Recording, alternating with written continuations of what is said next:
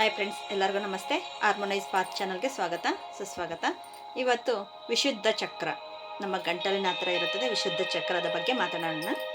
ಈ ವಿಶುದ್ಧ ಚಕ್ರ ನಮಗೆ ಬ್ಯಾಲೆನ್ಸ್ ಆಗಿ ಇಲ್ಲ ಅಂದಾಗ ನಮಗೆ ಏನೇನು ತೊಂದರೆ ಆಗುತ್ತದೆ? ಅಸಹಾಯಕತೆ, ಮತ್ತು ಭಯ, ಆತಂಕ, ಮತ್ತು ಹೇಳಬೇಕು ಅನ್ನೋದನ್ನು ನಾವು ಹೇಳೋದಕ್ಕಾಗಲ್ಲ. ಇಲ್ಲೇ ಗಂಟಲಲ್ಲೇ ಅಲ್ಲೇ ಸ್ಟ್ರಕ್ ಆಗುತ್ತೆ. ಮತ್ತು ಇದರಲ್ಲಿ ಕಫ, ಗಂಟಲು ನೋವು, ಥೈರಾಯ್ಡು, ಈ ಥರ ಇನ್ಬ್ಯಾಲೆನ್ಸ್ ಆಗುತ್ತೆ. ಮತ್ತು ನಮಗೆ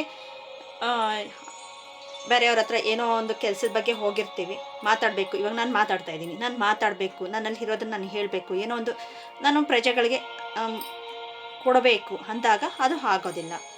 ಏನೋ ಒಂದು ಹೇಳಬೇಕು, ಅದಾಗ್ತಾ ಇಲ್ವೇ ಅಂತ ಮನಸ್ಸಿನಲ್ಲಿ ಅನಿಸ್ತಾ ಇರುತ್ತೆ. ಒಂದು ಆ್ಯಕ್ಟಿವಿಟಿ ಅನ್ನೋದು ಇಲ್ಲ. ಇದರಲ್ಲಿ ನಮಗೆ ತುಂಬ ತೊಂದರೆ ಆಗೋದು ಅಂದ್ರೆಗನ ಗಂಟಲಿನ ಸಮಸ್ಯೆ ಮತ್ತು ಶ್ವಾಸಕೋಶಗಳಿಗೂ ಸಂಬಂಧಪಟ್ಟಂಗೆ, ಮತ್ತು ಥೈರಾಯ್ಡ್ ಸಮಸ್ಯೆ, ಮೇನ್ ಥೈರಾಯ್ಡ್ ಸಮಸ್ಯೆ ಬರುತ್ತೆ. ಹೇಳಬೇಕು ಅನ್ನೋ ರೀತಿಯಲ್ಲಿ ನಾವು ಹೇಳೋಕ್ಕೆ ಆಗಲ್ಲ, ಪ್ರೆಸೆಂಟೇಷನ್ ಕೊಡೋದಕ್ಕೆ ಆಗಲ್ಲ.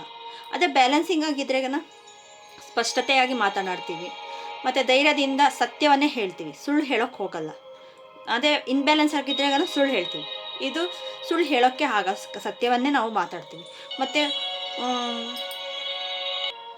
ಮತ್ತು ಬೇರೆಯವರು ಹೇಳೋದನ್ನು ಕೇಳಿಸ್ಕೊಳ್ಳೋ ಮಟ್ಟಿಗೆ ನಾವು ಇರ್ತೀವಿ. ಇಲ್ಲ ಅಂದ್ರೆಗನ ಕೇಳಿಸ್ಕೊಳ್ಳೋಕ್ಕೆ ನಮ್ಗೆ ಇಷ್ಟ ಆಗಲ್ಲ. ಏನೋ ಹೇಳ್ತಾ ಇದ್ದಾರೆ ಕೇಳಿಸ್ಕೊಳ್ಳೋಕ್ಕೆ ನಮಗೆ ಜೀರ್ಣ ಮಾಡ್ಕೊಳ್ಳೋಕ್ಕಾಗಲ್ಲ ಆ ಮಾತುಗಳನ್ನು. ಅದು ತುಂಬ ಕಂಟ್ರೋಲ್ ಆಗುತ್ತೆ. ಮತ್ತು ಶಾಂತಿಯಿಂದ, ನಂಬಿಕೆಯಿಂದ ಕೂಡುವ ಮಾತುಗಳು, ನಂಬಿಕೆಯಿಂದ ಕೂಡುವ ಮಾತುಗಳು, ಎಷ್ಟು ನಂಬಿಕೆ ಇರುತ್ತೆ ಅಷ್ಟು ನಂಬಿಕೆಯಿಂದ ನಾವು ಬಿಲೀವ್ ಮಾಡಿ ಮಾತನಾಡ್ತೇವೆ, ಸತ್ಯವನ್ನೇ ಮಾತನಾಡ್ತೇವೆ.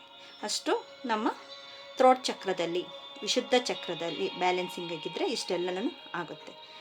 ಬ್ಯಾಲೆನ್ಸಿಂಗ್ ಇಲ್ಲ ಅಂದ್ರೆಗನ ಪ್ರಾಬ್ಲಮ್ಸ್ ಆಗುತ್ತೆ. ಮೇಯ್ನ್ ಹೇಳಬೇಕು ಅನ್ನೋದನ್ನು ಹೇಳಲ್ಲ. ಬೇರೆಯವರು ಬೈತಾ ಇದ್ದರೆ ಅವ್ರ ಕೈಯಲ್ಲಿ ಮಾತುಗಳನ್ನ ಕೇಳಿಸ್ಕೋಬೇಕು ಅನಿಸುತ್ತೆ.